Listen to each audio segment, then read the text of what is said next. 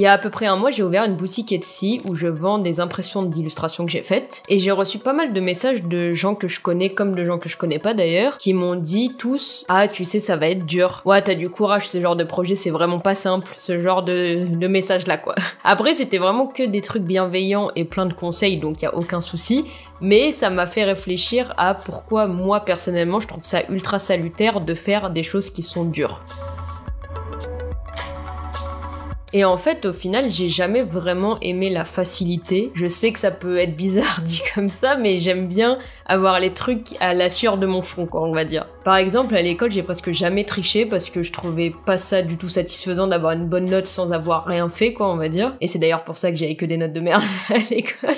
Ça m'est même arrivé plusieurs fois de rendre une copie blanche plutôt que de tricher ou de raconter n'importe quoi, parce que, bon, il fallait que je sois honnête sur mes capacités, on va dire. Et pareil, dans les jeux vidéo, je joue toujours en difficulté difficile ou très difficile, parce que je trouve ça super chiant, en fait, de jouer à un jeu où tu passes les niveaux grave facilement, tu meurs jamais, ce genre de truc, vraiment, ça me saoule.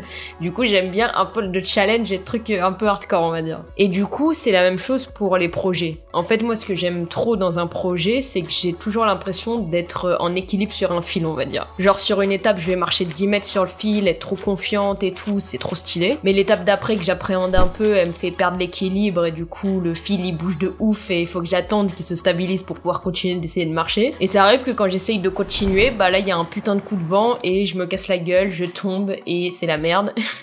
Et ça, on va pas se mentir, ça se passe 20 000 fois sur un seul et même projet, quoi. Mais pour moi, le plus important, c'est de toujours remonter sur la corde. Même si c'est 2 mois après, même si c'est dans une autre perspective. Je pense surtout que le plus important, c'est qu'il faut qu'on aille voir ce qu'il y a de l'autre côté de cette putain de corde. Et puis il y a un truc qu'on oublie, je trouve, sur ce genre de truc, c'est qu'au final, c'est quand même drôle d'essayer de faire le funambule sur une corde, qu'au fur et à mesure, on apprend des techniques, on se renseigne, on regarde des tutos sur comment mieux tenir en équilibre, je sais pas, on achète les tiges, vous voyez, pour faire du funambulisme, ce genre de truc. Et au final, tout le processus, c'est quand même amusant, même si ça fait peur, que c'est galère, qu'on échoue, qu'on réessaye, etc., etc. Et là, pour moi, si on continue la métaphore du funambule, il y a 3 possibilités. Il y a la possibilité où on n'y arrive jamais. C'est vrai que ça existe, faut pas oublier. Genre, pendant 5 ans, on va remonter sur la corde, réessayer, on progresse pas tant que ça. On tombe toujours au même endroit, on marche au final que 15 mètres pour se retrouver dans la même situation à chaque fois. Dans ces cas-là, je pense qu'il faut vraiment savoir analyser la situation, savoir quand c'était trop ambitieux, peut-être qu'on a acheté une corde qui était faite pour les experts alors que nous, on est juste novices, peut-être qu'on l'a placée au mauvais endroit, que c'était pas la bonne température, j'en sais rien, les intempéries, ces trucs comme ça et tout. Et là, je pense que c'est ultra important de changer de direction ou alors d'y revenir plus tard quand on se sent plus confiant, quand on a plus d'expérience, ce genre de choses. Après, il y a la possibilité où on arrive de l'autre côté en 2 enjambées et que même si on est tombé une fois, bah la corde elle était à 50 cm du sol, donc au final c'était tranquille. Et ça, bah c'est vraiment ce qu'on appelle la zone de confort pour moi. Je comprends de fou que par moment on a besoin de cette assurance de savoir qu'on va bien arriver de l'autre côté, mais en même temps ce qu'on y trouve on le connaît par cœur, c'est des trucs qu'on a déjà fait 15 000 fois et qui sont pas non plus délirants. Du coup moi personnellement je trouve ça chiant. Mais après, je peux comprendre que sur certains projets, on ait besoin de ce truc-là pour se motiver par la suite, quoi. Et ensuite, on a ma possibilité préférée, c'est celle où on n'y est pas encore arrivé. Attention, c'est subtil. Et là, c'est vraiment le truc où, bah, tu te casses la gueule tout le temps, tu remontes tout le temps, mais tu vois du progrès. À chaque fois que tu remontes sur la corde, tu vas un peu plus loin. Et même les moments où, en fait, tu régresses et que tu tombes plus tôt, t'arrives à ne pas te laisser envahir par la détresse et tout, et continuer quand même de te pointer, de le faire tous les jours.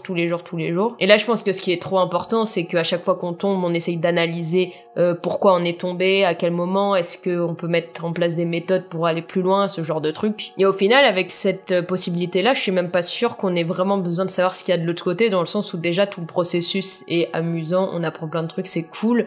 Donc, je pense que c'est trop cool quand même d'arriver de l'autre côté parce que c'est quand même l'objectif. Mais en soi, je suis pas sûre que ce soit ça qui nous apporte le plus de bien-être derrière, quoi. C'est un petit ajout, on va dire, cool à la fin.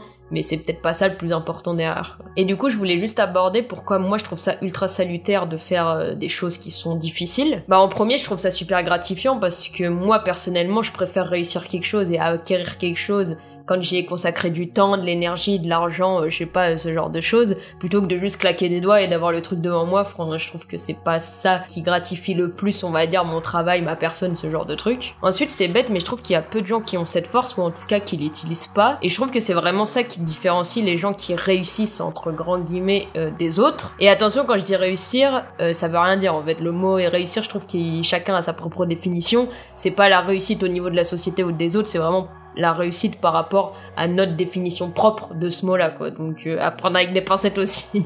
Ensuite, un truc qui est trop cool, c'est que ça peut être un cercle vertueux de fou. C'est-à-dire qu'on fait un truc difficile, on y arrive, ça nous donne de la confiance en nos capacités, en nous-mêmes, etc. Du coup, on se sent chaud de ouf, et du coup, on est prêt à refaire des trucs difficiles, et etc., etc. C'est un cercle vertueux, du coup. Après, attention à pas prendre le truc à l'inverse. C'est-à-dire que quand on n'arrive pas à faire la chose difficile, faut pas se dire qu'on est nul, qu'on n'y arrivera jamais, etc., etc. Là, je pense qu'il faut vraiment prendre du recul, analyser la situation, à noter si, je sais pas, c'était vraiment de notre faute, si on n'avait pas réussi parce qu'on avait mis la barre trop haut, ou si c'est des éléments extérieurs qu'on peut pas contrôler, ce genre de choses. Bref, vous voyez un peu le délire, on va dire. Et enfin, pour moi, c'est un peu la seule vraie manière d'atteindre nos rêves, je pense. Et attention, quand je dis rêve, c'est pas forcément des trucs délirants, genre devenir milliardaire, vivre à l'autre bout du monde, avoir une Porsche, ce genre de trucs. Ça peut vraiment être des trucs qu'on qualifie de plus simples, genre, je sais pas, trouver un endroit où on se sent bien, adopter un chat, ce genre de choses. Parce que pour moi, la barre de difficulté, en fait, chacun la met à sa hauteur. Il y a pas une difficulté ultime et des trucs simples, on va dire. Si pour toi c'est difficile, je sais pas, d'appeler la SPA au téléphone pour adopter un chat, bah ça c'est classé dans des trucs difficiles. Si pour toi c'est plus,